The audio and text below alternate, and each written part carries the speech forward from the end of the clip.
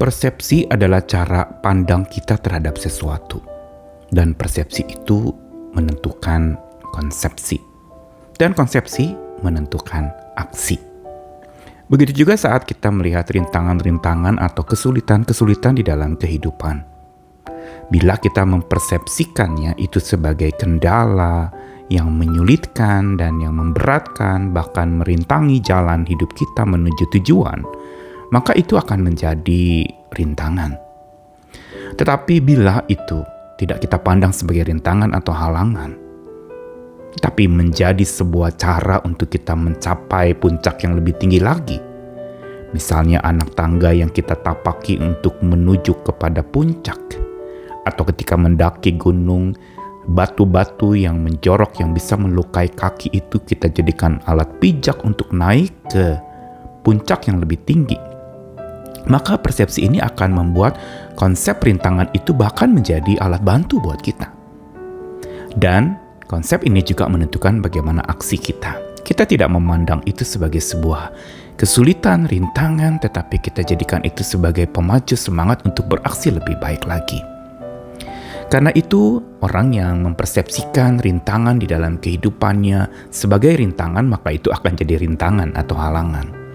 Tapi bila dia mempersepsikan rintangan-rintangan dalam hidup, kesusahan-kesusahan, dan kesulitan-kesulitan dalam hidup, itu justru menjadi sebuah jalan untuk mencapai puncak atau mencapai sebuah tujuan, maka akan terjadi seperti yang dia persepsikan. Dan iman itu bicara tentang bagaimana persepsi kita dibentuk. Saya Nikolas Kurniawan menemani di dalam Sabda Tuhan hari ini dari satu ayat, kisah yang sudah terkenal, dari bagaimana Yusuf yang pernah mengalami dizolimi atau dihancurkan hidupnya oleh kakak-kakaknya. Kali ini terjadi sebuah perubahan, malah yang dizolimi atau Yusuf menjadi sosok penguasa dan kakak-kakaknya menjadi merasa bersalah. Kejadian 50 ayat 20, perjumpaan ini menyisakan demikian. Memang kamu telah mereka-rekakan yang jahat terhadap aku, tetapi Allah telah mereka-rekakannya untuk kebaikan, dengan maksud melakukan seperti yang terjadi sekarang ini, yakni memelihara hidup suatu bangsa yang besar. Ungkapan ini disampaikan oleh Yusuf kepada kakak-kakaknya, saudara-saudaranya yang pernah menyiksa bahkan hampir membunuh dia, lalu menjual sebagai budak. Dan itu menjadi sesuatu yang orang memandangnya secara umum akan sebagai sebuah rintangan terhadap kehidupan Yusuf. Apalagi Yusuf sudah ditaruhkan mimpi-mimpi bagaimana dia akan jadi penguasa. Dan tentu saja itu ada dalam benaknya tujuan dia menjadi seorang penguasa. Tetapi rintangan datang bertubi-tubi dengan dia, lalu kemudian dijual ke tempat asing dan tinggal dengan keluarga asing, lalu difitnah dan masuk penjara, dan berbagai macam peristiwa demi peristiwa yang sebenarnya kita melihatnya sebagai sebuah rintangan demi rintangan. Namun, ini dia mata iman Yusuf yang membuat dia tidak mempersepsikan rintangan di dalam hidupnya atau kesusahan-kesusahan yang telah dia alami itu sebagai sebuah kendala yang merusak hidupnya. Justru sebaliknya, dia mempersepsikan itu sebagai cara di mana Tuhan menyatakan sesuatu. Makanya dia katakan, memang kamu mereka-reka yang jahat terhadap aku, tapi Allah telah mereka-rekakannya untuk kebaikan. Kita bisa membaca ayat ini dengan mengatakan, memang kamu, saudara-saudaraku, Yusuf mengatakan, telah mempersepsikan yang jahat terhadap aku, tetapi Allah telah mempersepsikannya untuk kebaikan. Persepsi ini bicara cara pandang yang berangkat dari sebuah keyakinan. Kalau keyakinan kita atau cara pandang kita itu melihat sesuatu sebagai hal yang baik, maka itu akan jadi baik. Tentu saja memang bukan dengan kekuatan akal budi kita, tetapi bagaimana percaya kita kepada Tuhan, melihat bahwa segala sesuatu yang terjadi dalam hidup kita itu ada dalam kendali Tuhan. Dan karenanya Tuhanlah yang mempersepsikan kita, sehingga kita punya iman dan cara pandang mempersepsikan segala kesulitan bukan lagi sebagai sebuah kesulitan, tapi kesempatan untuk maju. Inilah sebenarnya yang kita pelajari dari bagaimana Yusuf boleh mengingatkan saudara-saudaranya yang telah mereka-rekakan yang jahat itu memang seringkali manusia lakukan, tetapi yang Allah reka-rekakan itu selalu untuk kebaikan. Di dalam versi Alkitab Firman Allah yang hidup dikatakan, Yusuf bilang, segala perbuatan kalian yang disertai maksud jahat sudah diubah Tuhan menjadi kebaikan. Lihat bagaimana Tuhan mengubah persepsi Yusuf yang tadinya mungkin mengalami duka cita, dibuang jadi budak, tadinya dia anak kesayangan menjadi anak buangan, dan tentu saja ini memberatkan dia.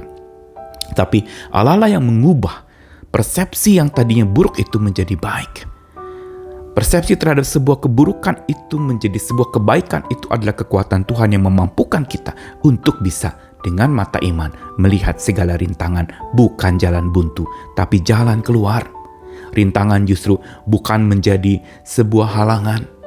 Dan ini juga menegaskan kepada kita tentang satu prinsip pelajaran kita hari ini.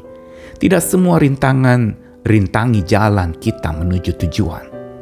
Bisa jadi malah rintangan itu mendatangi kita sebagai jalan menuju tujuan. Perhatikan, dia bukan rintangan jalan menuju tujuan, tapi dia sendiri adalah jalan menuju tujuan.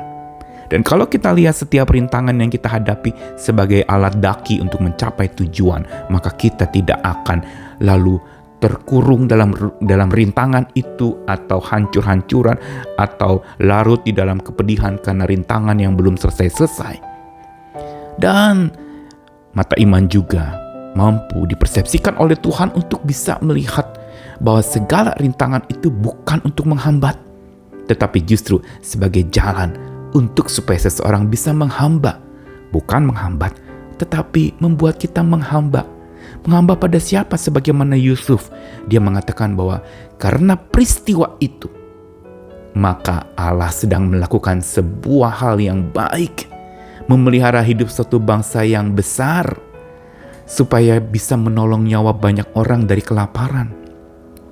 Kita lihat bagaimana mata iman yang dipakai oleh Tuhan untuk dikenakan kepada Yusuf. Itu adalah mata iman yang perlu kita miliki. Sebuah persepsi imani, persepsi keimanan yang melihat rintangan bukan jalan buntu. Melihat rintangan justru sebagai alat bantu untuk kita bisa maju mencapai tujuan. Rintangan jadi jalan. Rintangan bukan halangan. Rintangan bukan menghambat, tetapi membuat kita menghamba hanya kepada Tuhan. Dialah tujuan akhir hidup kita. Setiap kita punya tujuan-tujuan hidup, mau ini, mau itu, dan sebagainya. Dan memang bisa saja ada penghalang yang menyebabkan tujuan itu tidak tercapai. Apa yang kita sudah rencanakan gagal total karena ada rintangan yang kita anggap itu sebagai rintangan.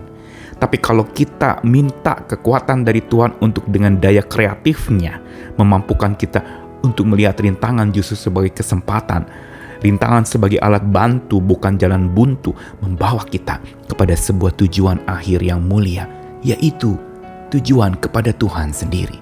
Bukankah Dia tujuan akhir hidup kita? Kita pulang ke rumah Bapa, yang berarti kita pulang kepada Tuhan. Bukankah ini goal dari hidup manusia semuanya?